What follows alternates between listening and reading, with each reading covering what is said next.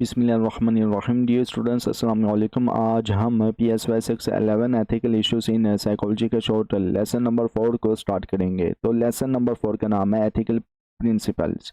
Lesson बहुत ही interesting है क्योंकि इसमें ना आपको प्रिंसिपल्स के बारे में बताया गया है, डिफरेंट गाइडलाइंस के बारे में बताया गया है और कौन से प्रिंसिपल्स हैं जो एथिकल की वायलेशन होने से बचाते हैं। ओवरऑल आपको ना लेसन नंबर 4 के अंदर बताया गया है। तो लेसन को स्टार्ट करने से पहले मेरी रिक्वेस्ट है उन साइकोलॉजी के स्टूडेंट्स से या व्यूवर्स से जो भी ये वीडियो वॉच कर रहे हैं, आपसे रिक्वेस्ट है कि अगर आपने साइकोलॉजिस्ट कम्युनिटी यूट्यूब चैनल को सब्सक्राइब नहीं किया तो kindly please psychologist community YouTube channel को सब्सक्राइब कर दें, वीडियो को लाइक करें, क्लासमेट के साथ शेयर करें। और अगर आप मॉडर्न और इस्लामिक साइकोलॉजी को जानना चाहते हैं तो Inner Psychoflix YouTube channel powered by psychologist community, इसी वीडियो के डिस्क्रिप्शन में आपको इनर साइकोफ्लिक्स यूट्यूब चैनल का लिंक भी मिल जाएगा। और आप हम इंस्टाग्राम, टिकटॉक, ट्विटर और फेसबुक में भी फॉलो करते हैं, प्लीज़ फॉलो कर दें। इसी वीडियो के डिस्क्रिप्शन में आपको इंस्टाग्राम, टिकटॉक, ट्विटर और फेसबुक का लिंक भी मिल जाएगा। लेसन के स्टार्ट में आपको बताया गया है कि अब हम डिस्कस करेंगे कि एथिकल प्रिंसिपल्स क्यों ज़रूरी है और किसे इन प्रिंसिपल्स को ना अप्लाई करने की रिस्पॉन्सिबिलिटी दी जाती है। जनरल एथिकल प्रिंसिपल्स वो डोमेन्स होती है जो रिस्पॉन्सिबिलिटी का मेन सोर्स है जिनमें एथिकल इश्यूज को कंसीडर किया जाता है। और ये एथिकल प्रिंसिपल्स सबसे पहले और सबसे ज़्यादा इसलिए डेवलप किए जाते हैं ताकि ना इंडिविजुअल्स को रिस्पॉन्सिबिलिटीज़ असाइन की जा सके, ताकि वो एक स्पेसिफिक सेटिंग्स में रिस्पॉन्सिबल बिहेव कर सके। जैसे जैसे वक्त गुजरता है एथिकल प्रिंसिपल्स को अप्लाई करने का तरीका और इनके कॉन्टेक्स्ट बदल भी जाते हैं। एथिकल प्रिंसिपल्स का होना साइंटिफिक रिसर्च के एम्स अचीव करने में मदद करता है, जैसे कि नॉलेज, होनेस्टी और गलतियों को अवॉइड करना। मिसाल के लिए रिसर्च डाटा को फॉल्सिफाई या मिसइंटरप्रेट करने की प्रोहिबिशंस फेयरनेस को प्रमोट करती है और मिस्टेक्स को अवॉइड करने में मदद करती है।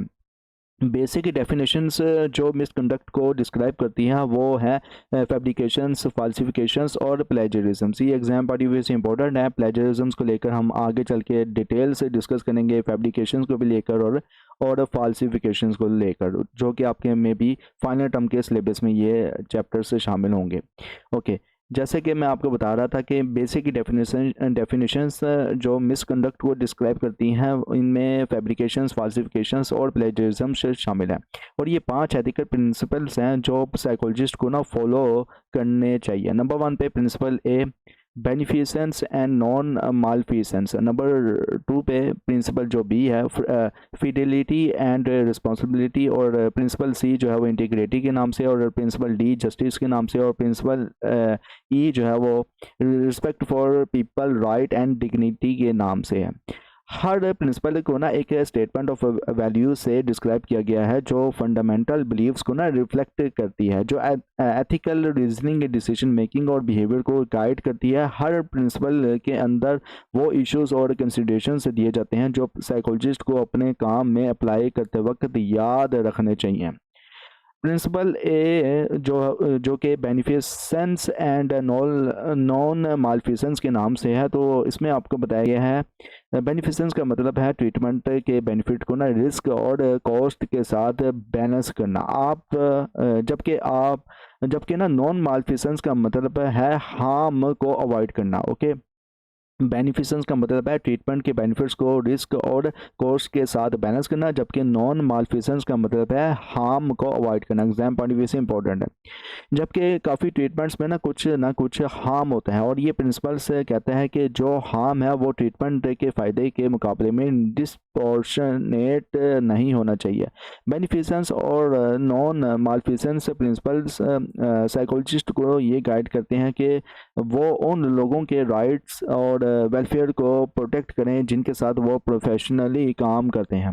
इसमें ना क्या होता है कि क्लाइंट्स जो क्लिनिकल प्रैक्टिस में है, एनिमल्स जो रिसर्च और एक्सपेरिमेंट में इन्वॉल्व होते हैं, और कोई भी दूसरा शख्स जो प्रोफेशनल इंटरेक्शंस में इन्वॉल्व हो सकता है, सब शामिल होते हैं। और ये प्रिंसिपल्स साइकोलॉजिस्ट को ये भी ये इनकरेज करते हैं कि वो अपने फिज़िकल और मेंटल हेल्थ के इफ़ेक्ट्स को ना समझने की कोशिश करें और किस तरह से ये इनकी एबिलिटी को ना अफेक्ट करता है जो वो उन लोगों की मदद करते हैं। इसका मतलब ये है कि साइकोलॉजिस्ट को रिसर्च में ना इंडिपेंडेंट होना चाहिए और एफिलिएशंस या स्पॉन्सरशिप को अपने रिजल्ट पर ना इन्फ्लुएंस नहीं होने देना चाहिए।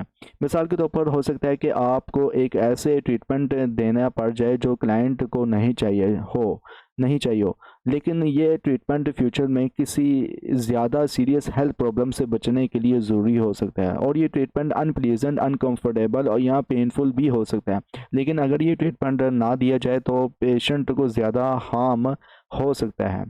स्टेटमेंट ऑफ वैल्यूज़ की बात की जाए तो साइकोलॉजिस्ट का फोकस हार्म को अवॉइड करना और सोसाइटी में अपने कंट्रीब्यूशंस को मिसयूज़ या अब्यूज़ को प्रिवेंट करने पर होता है।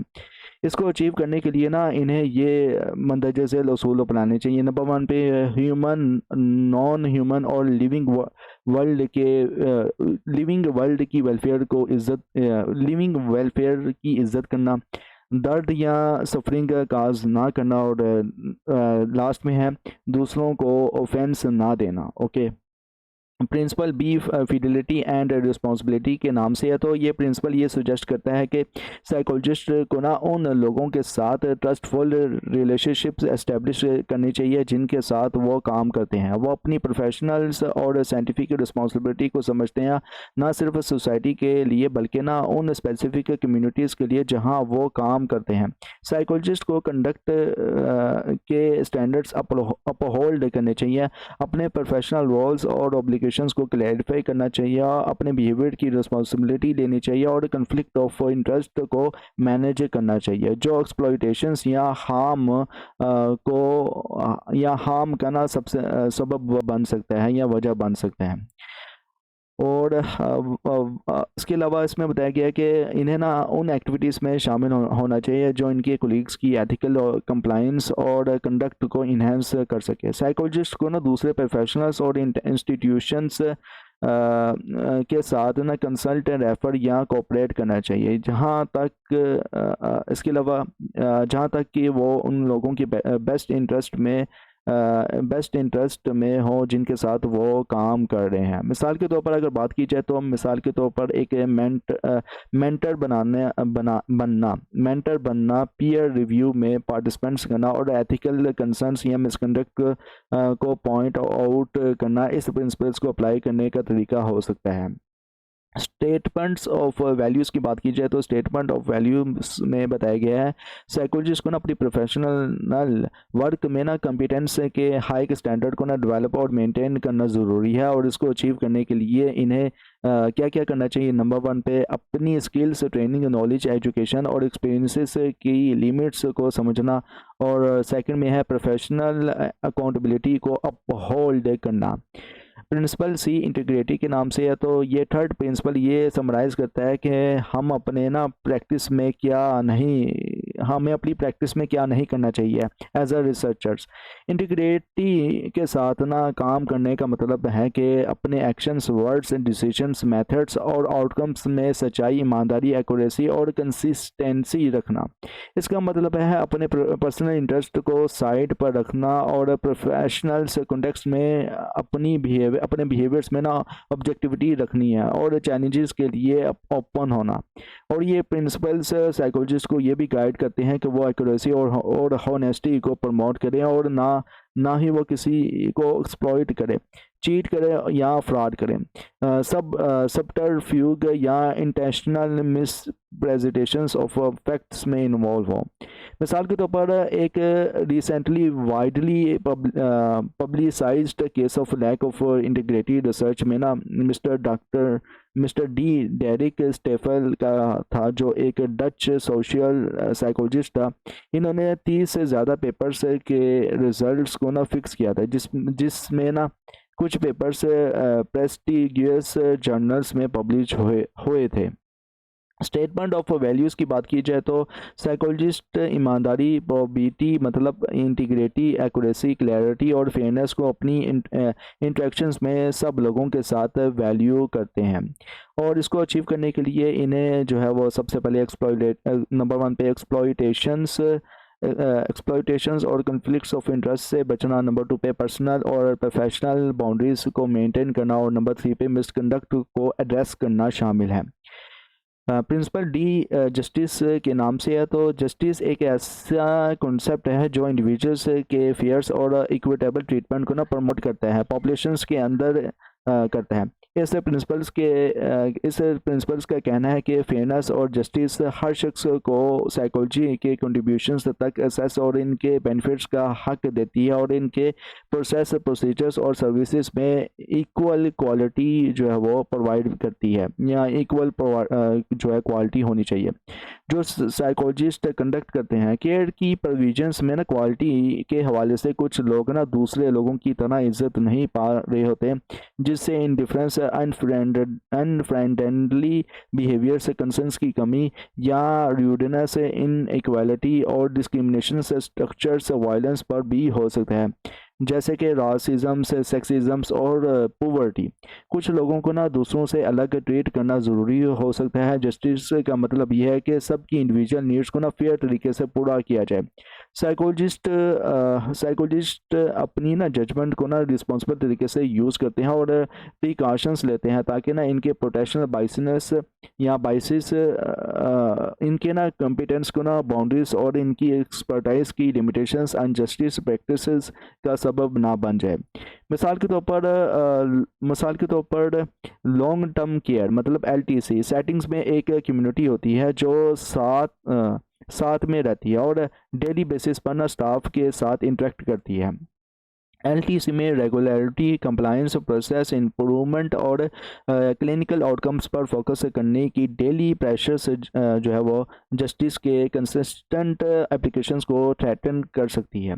स्टेटमेंट ऑफ वैल्यूज़ की बात की जाए तो साइकोलॉजिस्ट लोगों की ज़रूरत को वैल्यू करते हैं और अपनी तरफ से ना रिस्पॉन्सिबल एफर्ट करते हैं इनकी मदद करने के लिए, और इसको अचीव करने के लिए इनको ना नंबर 1 पे हर शख्स की एबिलिटी और कैपेबिलिटी की इज्जत करना होती है और नंबर 2 पे सबको इनका रिस्पॉन्सिबल शेयर जो है वो देना चाहिए और नंबर 3 पे डिस्क्रिमिनेशंस और प्रीजुडिस से बचना चाहिए।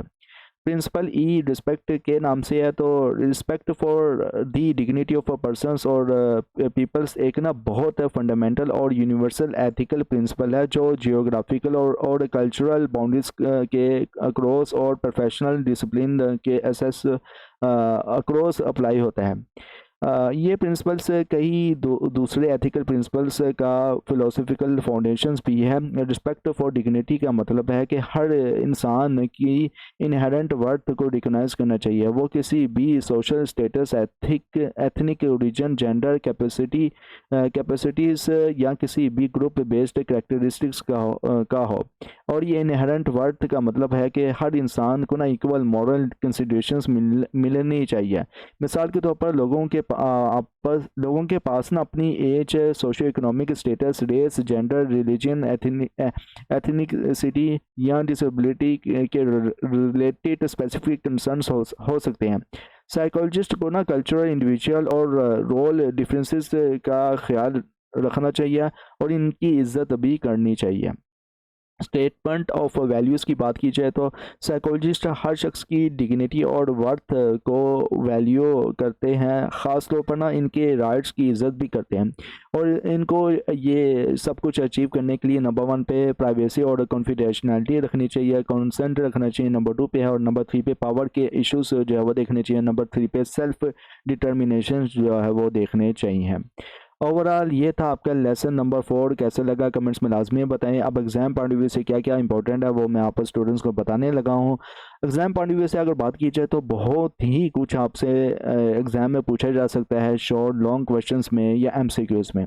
अब ज़ाहिर सी बात है कि घुमा फिरा के लॉजिकली और कंसेप्चुअली तौर पर आपसे पूछा जाएगा। सपोज आपसे पूछा जा सकता है कि स्टेटमेंट ऑफ वैल्यूज़ क्या है, किसकी, principle A beneficence and non maleficence की। अब ये आपको याद रखनी पड़ेंगी, इसमें से आप जस्ट 2-3 या एक जो है वो याद रख लेना हर एक की स्टेटमेंट ऑफ वैल्यूज़। ओके, और मज़ीद आपसे पूछा जा सकता है कि बेनिफिशंस एंड नॉन मालफिशंस का मतलब क्या है। इन मैं शुरू में ही आ जाता हूँ, ठीक है, इस लेसन के शुरू से ही मैं आपको बताता हूँ कि क्या क्या पूछा जा सकता है। अच्छा, आपसे ना फिक्स रिस्पॉन्सिबिलिटीज़ के बारे में पूछा जा सकता है कि कौन सी फिक्स रिस्पॉन्सिबिलिटीज़ है साइकोलॉजिस्ट को लाजमी तौर पर फॉलो करनी चाहिए एज अ प्रिंसिपल के तौर पर। तो आप ये जो है वो 5 प्रिंसिपल जो है इनको अच्छे से याद रख लेना स्टूडेंट्स।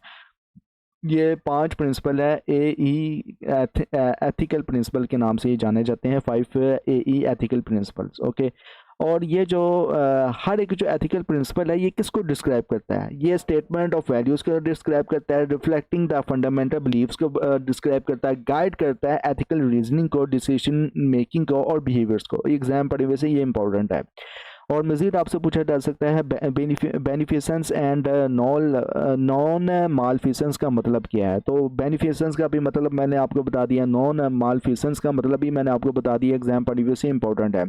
मज़ीद ये कि आपसे ना इसकी स्टेटमेंट ऑफ वैल्यूज़ के बारे में भी पूछा जा सकता है, या एग्जांपल देकर आपसे पूछा जा सकता है कि ये बेनिफिशंस एंड नॉन मालफिशंस है, या फिर जो है वो इंटीग्रिटी है, या फिर etcetera. Okay, fidelity and responsibility की जो डेफिनेशंस हैं वो तो पूछी जा सकती है, लेकिन इसमें जो हाईलाइट किया हुआ पॉइंट है ना, यही आई थिंक इम्पोर्टेंट है एग्जाम पॉइंट ऑफ व्यू से, तो इसको अच्छे से आप रिमेंबर कर लीजिएगा स्टूडेंट्स।